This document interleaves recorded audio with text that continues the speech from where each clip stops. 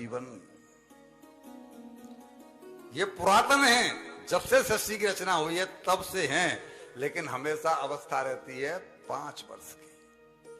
अब आप जब कारण ढूंढोगे तो एक ही कारण है कि हमारे जीवन में कोई विकार नहीं है। जब ये इनकी उत्पत्ति हुई, ब्रह्मा जी ने इनसे कहा कि तुम जाकर के सृष्टि की उत्पत्ति करो। मेरा भगवान से जन्म इसलिए हुआ है कि मैं सृष्टि की रचना करूं, तो सृष्टि की उत्पत्ति तुम करो, मैंने तुम्हारी रचना की।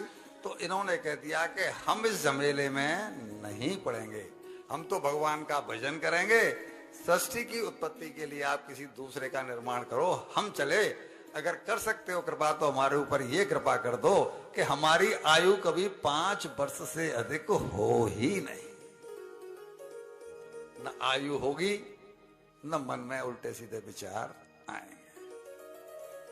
इनको आशीर्वाद मिला हुआ है। तो जो सनकादिक वहां पहुंचे तो भगवान के जो द्वारपाल हैं जय और विजय बाहर पैरा देते हैं। तो ये 6 ड्योढ़ी तो पार कर गए, वैकुंठ में पहुंच करके 6 ड्योढ़ी पार कर गए।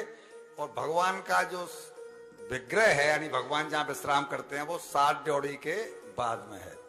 जिन लोगों ने बालाजी का दर्शन किया है या वृंदावन में जाकर के वो श्रीरंग जी का मंदिर का दर्शन किया है, वो सबने देखा हुआ कि कई ड्योढ़ी पार करने के बाद में भगवान विराजमान है। भगवान 7वीं ड्योढ़ी में होते हैं। तो 6 ड्योढ़ी तो ये पार कर गए। जब 7वीं ड्योढ़ी में पहुंचे तो जो इनके द्वारपाल हैं जय और विजय, उन्होंने बैत्रेण चास खल यता, अपना बैत इनके आगे अड़ा दिया। और बैत अड़ा करके बोले कि आप कहां चले जा रहे हैं, बिना पूछे। वो तो पहचान नहीं पाए कि ये सनकादिक ऋषि हैं जो पुरातन हैं। उन्होंने कहा कि 5 वर्ष के बालक हैं, आप कहां चले जा रहे हो, किससे मिलना है, क्या है, यहां क्यों आए। तब उन्होंने कहा कि हम तो भगवान के दर्शन करने के लिए आए हैं, तो पूछना तो चाहिए। इनको बहुत बुरा लगा। बुरा क्यों लगा, ये तो वैकुंठ है।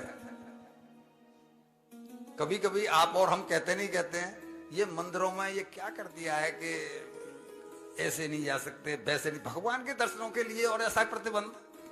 ये वैकुंठ में द्वारपाल हैं, भगवान के दर्शनों के लिए जा रहे हैं, हम तो संत हैं और हमको रोक दिया। भगवान का तो मैंने अभी बताया कि उनको तो लीला करनी थी।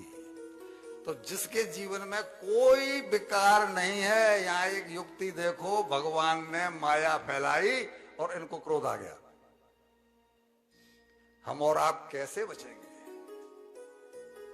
जगह जगह जगह जगह कोई न कोई बंदा कैसे बन जाते हैं कि सारा का सारा उपदेश धरा रह जाता है। इनके जीवन में वो टाइम आ गया कि इनको इस बात का क्रोध आ गया कि भगवान के यहां भेदभाव कैसा, भगवान के यहां रोक टोक कैसी, भगवान के दर्शनों में ऐसा कैसा। और ये क्रोध में आकर के इन्होंने कहा कि तुम स्वर्ग में तुम वैकुंठ में रहने के लायक नहीं हो। वैकुंठ में तो संभाव होना चाहिए, तुम्हारे मन में भेद क्यों कि हम कुछ अलग हैं।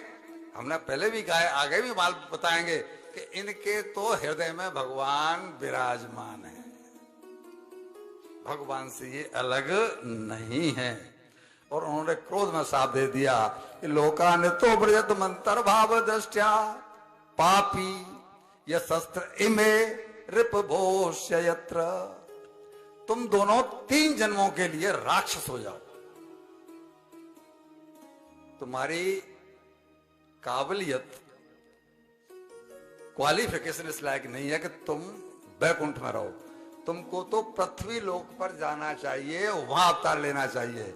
एक भाव क्या निकल के आ रहा है, पृथ्वी लोक में कौन रह रहे हैं, ये पापी। मानवता के हिसाब से मानव को जो क्वालिफिकेशन भगवान ने दी है, अगर वो मानव से हम जीवन जिए तो फिर तो साफ कहना क्या। उन्होंने ऐसा क्यों कहा कि तुम यहां रहने लायक ही नहीं हो, तुम पृथ्वी में जाकर जन्म लो। ये ऐसी युक्तियां हैं जिनसे हमें मालूम पड़ना चाहिए कि आखिर में हम कर क्या रहे हैं। गीता का 14वें अध्याय का 18वां श्लोक, ऊर्ध्वं गच्छन्ति सत्वस्था, मध्ये गच्छन्ति तामसा, मध्ये गच्छन्ति राजसा। वो क्या कह रहे हैं?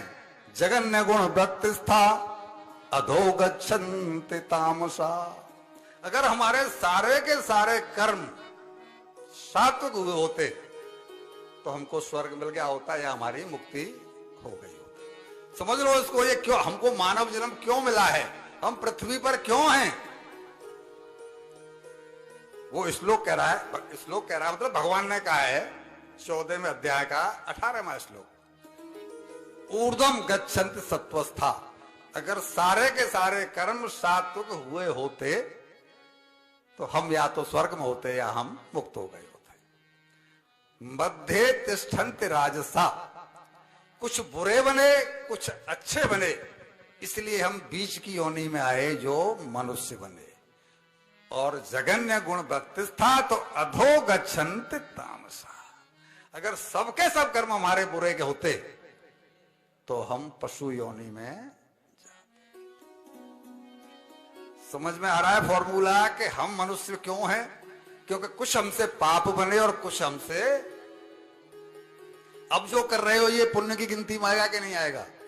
और वहां जाके जो ऊंचा नीचा होगा वो काय गिनती में आएगा? ये करेंगे तो फिर वही जाना पड़ेगा। इसलिए श्लोक की व्याख्या करते समय भाई हम इसलिए नहीं करते, हम खुद पापी हैं।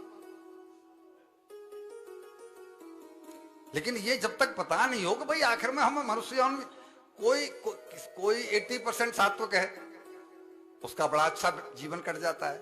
कोई केवल 20% सात्विक है, 80% तामसी जीवन है, वो सारा जीवन नार की जीवन जीता है। जीता कि नहीं जीता? हम अपने बीच में लोगों को देखते नहीं देखते हैं, ये उसी का परिणाम है।